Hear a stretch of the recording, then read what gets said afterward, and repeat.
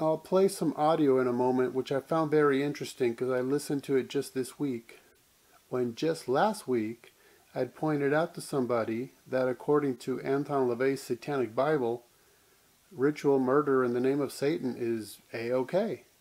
And they challenged me on it. They basically called me a liar. And I just replied with the quotations. I mean, it's right there in black and white.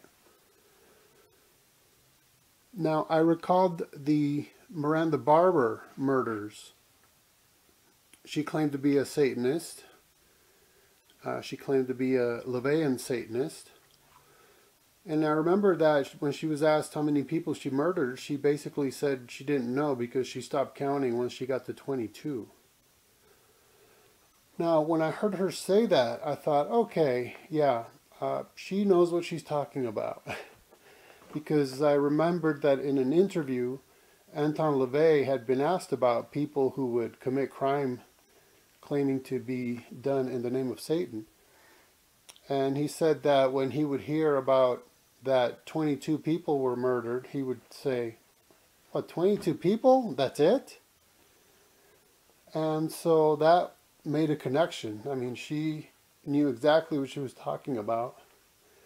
And then you have the approbation for it in the Satanic Bible. And so here's that which follows, which is about the Ricky Kasso case. It's the Opperman Report. Join digital forensic investigator and PI Ed Opperman for an We have Jesse Pollack on the show. This idea of Ricky Kasso being this teenage satanic cult leader just flew out into the ether, and it really stuck. Now, that's not to say that Ricky Kasso was not a Satanist. We know that he did walk around with a copy of the Satanic Bible.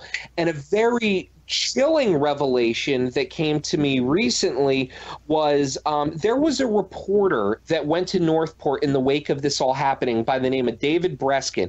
Breskin is a very, very talented reporter who had done work for Rolling Stone in the past, and he was assigned this story, and he really integrated himself into this community of kids trying to get the true story while the daily papers were, you know, just selling you know, all these crazy salacious headlines, you know, really hyping it up when it didn't really need to be. The truth was horrifying enough. But basically, Breskin gave me his tapes that he recorded, all of the 44 hours worth of interviews, and then gave me access to his notebooks. And I noticed in his notebooks that he was marking down very specific pages from the Satanic Bible, you know, page 88, page 89. So I went and I got a copy myself for my research, and I'm flipping through it. And the interesting thing about the modern Satanic Church is a lot of it's almost compared to libertarianism these days, in the sense that it's like, no, this is about personal freedom. It's about basically getting ahead in life. You know, a lot of this spooky stuff is stuff that's all just, you know, thrown on us by the media. It's just basically acknowledging man as a carnal beast is one of the ways I like to call it. So when you hear that, I was honestly under the impression that, you know, oh, the Satanic Bible doesn't advocate sacrifice then or anything. You probably couldn't publish a book in America that advocates murder. You know, there's probably some laws against that. But sure enough, while going through Breskin's notes, there's a reference to an entire chapter in the Satanic Bible called On the Choice of a Human Sacrifice. And in it, it makes very clear based, not instructions, but it says, to quote, "The only time a Satanist would perform a human sacrifice would be if it were to serve a twofold purpose, that being to release the magician's wrath," the magician being the killer, "in the throwing of a curse, and more important, to dispose of a totally obnoxious and deserving individual." Now, one of the things that we know about Ricky Kasso is he owned a copy of this book, and the other thing is I have a copy of his confession, and he ends his confession by saying Gary Lauwers was ripping off everyone in town and he got what he deserved, which, I mean, it's a bit of a leap, but it does make me wonder, is he, by stressing, by ending his last recorded statement as saying, as you know, really pounding the point home, he got what he deserved. Was he making reference to this passage in this book that he had read so many times, that your human sacrifice has to be a deserving individual who had wronged you, who had caused you pain? So it really does make you wonder, you know, if you're a 17-year-old kid living in the woods, strung out on angel dust, 50 pounds underweight, with no prospects ahead of you, and you're sitting across from this kid who had wronged you, had embarrassed you, he stole from you when you really had nothing to your name.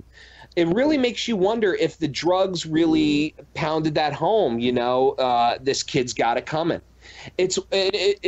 It gave me chills reading that passage, because I honestly did not know it was in there. I hadn't had time to read the Satanic Bible cover to cover yet, but sure enough, there it is, giving almost an excuse for a human sacrifice. So was Ricky Kasso the robe-wearing leader of a satanic cult on Long Island? I had not made this discovery in Breskin's notebooks about the Satanic Bible and how that may have influenced Ricky. Because everyone always says, oh, the Satanic Bible was an influence, but no one ever points to a specific passage. And this was the first time that I found something where, oh my God, yeah, this is completely advocating everything that he did. And there's a word that appears in here that also appears in the confession. So before that, I was kind of the mind that, oh yeah, the Satan thing was exaggerated by the media. This was just a drug thing. And I said that to this guy because, I mean, that is one of the ways that I get people to talk to me. I'm not being deceptive. I'm saying, look, I understand that the media has sensationalized this before, but I'm not trying to do that. From what I understand, this was a drug murder. This wasn't about Satan, and I just want to write the truth. And this guy told me, he said, listen, I would not discount the satanic element of this. I will tell you right now, I stood next to the body of Gary Lowers in Aztakia Woods with Ricky and Jimmy, and they both looked at me and said, Gary is in hell now because we made him say he loved Satan before he died. And the hairs on the back of my neck stood up. It wasn't enough to take this kid's life away from him. They had to send him to hell too. Amazing. Now, did Ricky tell... Because in these movies, and almost in every movie, they say that Ricky told Triano he was going to... Let him who hath understanding reckon the number of the beast, for it is a human number. Its number is 666.